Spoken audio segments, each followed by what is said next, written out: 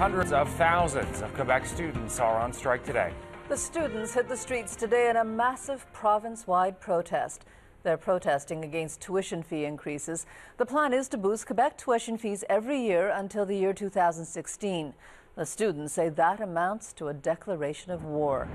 Paul, for his part, the Premier is saying that even after the hikes, Quebec will still have the lowest fees in the country.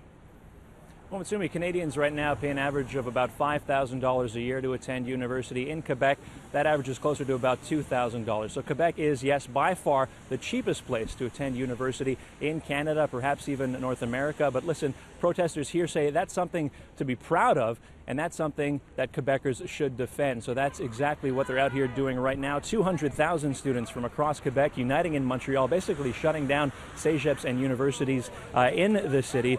Something being called an historic protest, the November 10th movement. Right now, protesters are gathering in front of their respective buildings, holding kind of mini protests, but later they'll be uniting at Barry Square. Thousands and thousands are expected to unite there, and then they'll be marching on Jean Charest's downtown offices in order to get their voices heard in numbers. At issue here, of course, hikes announced in March totaling about $350 a year over the next 5 years, again bringing Quebec closer to the current national average, not the national average that will exist in, of course, 5 years, which is expected to be higher. Still, students here say it's unacceptable. It's one step closer to making it that much harder for students struggling financially to be able to get that post-secondary degree, that post-secondary diploma. We spoke to a Dawson student just a few moments ago, and here's what he had to say about why everybody's gathering out here today.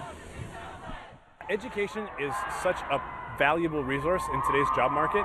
80% of jobs require a post-secondary education. The people who are in power now and making these laws benefited from this cheap access to education, and there's no reason why after them benefiting from it, they suddenly want to take it away from us.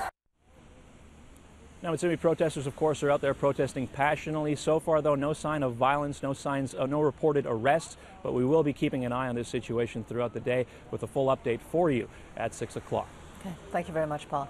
That's Paul Karwatsky on the student protests over tuition fees.